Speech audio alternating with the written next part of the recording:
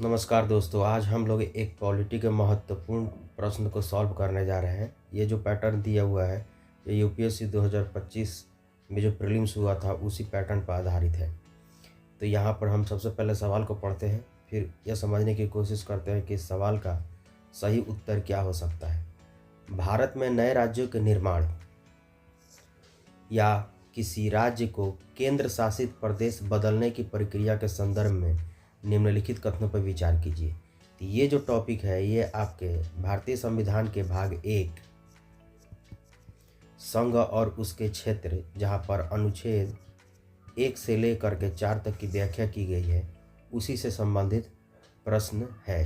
कथन 1 में कह रहा है कि संविधान के अनुच्छेद 3 संसद को किसी भी राज्य के क्षेत्र, सीमाओं, नाम को बदलने का अधिकार देता है, लेकिन यह किसी राज्य को केंद्र शासित प्रदेश यानी यूटी में परिवर्तित करने का स्पष्ट उल्लेख नहीं करता। जब आप भारतीय संविधान की भाग 1 संघ और उसके क्षेत्र को पढ़िएगा, जब आप भारतीय संविधान का अनुच्छेद 1 पढ़िएगा तो आप पाइएगा कि आर्टिकल 1 में लिखा हुआ है, India that is Bharat shall be a union of state. The state and territories of India shall be a specified in the first schedule. The territory of India, article 2 पढ़िएगा तो वहाँ पर आपको ये बताया जाएगा कि किसी नए राज्य को भारत में शामिल कर सकती है और यह अधिकार संसद को प्राप्त है। संसद भारत में किसी नए राज्य को शामिल कर सकती है या उसे राज्य का दर्जा दे सकती है, जैसे सिक्किम के साथ किया गया था। अगर भविष्य में कोई नया देश भारत में मिलना चाहे तो आर्टिकल 2 के तहत संसद मिलाएगी, या किसी देश का कुछ हिस्सा अगर भारत में मिलाना चाहे तो आर्टिकल 2 का सहारा लिया जाएगा। और आर्टिकल 3 कहता है कि राज्यों के साथ क्या क्या बदलाव किया जा सकता है। तो नया राज्य बनाया जा सकता है, 2 राज्यों को मिला करके एक नया राज्य बनाया जा सकता है।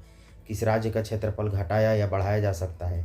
राज्य का नाम बदला जा सकता है। राज्य की सीमाएं बदली जा सकती है। अगर हम उदाहरण की बात करें तो तेलंगाना का निर्माण आंध्र प्रदेश से किया गया था। उत्तराखंड, झारखंड, छत्तीसगढ़ का बनना भी इसका एक एग्जाम्पल हो सकता है। और नाम परिवर्तन की बात किया जाए तो उड़ीसा का नाम ओडिशा किया गया। तो ये आप सब समझ विकसित करेंगे जब आप पॉलिटी पढ़ेंगे। तो कथन नंबर 2 कहता है कि जम्मू कश्मीर पुनर्गठन अधिनियम 2019 के माध्यम से जम्मू कश्मीर राज्य को 2 यूटीज में बदल दिया गया, एक जम्मू कश्मीर और दूसरा लद्दाख। तो जब आप भारत के नक्शा को बनाएंगे तो आप समझेंगे कि ये वाला लद्दाख और ये जम्मू एंड कश्मीर हो गया है। अब नीचे कथन पढ़ते हैं और सही उत्तर इसमें से चुनने का प्रयास करते हैं हम लोग। तो कह रहा है कि उपरोक्त कथनों के संबंध में निम्नलिखित में से कौन सा सही है, ट्रू स्टेटमेंट आपको फाइंड आउट करना है। तो पहला कथन है कि कथन 1 और कथन 2 दोनों सही है। यहाँ तक तो बात सही है। कथन 2 कथन 1 की व्याख्या करता है।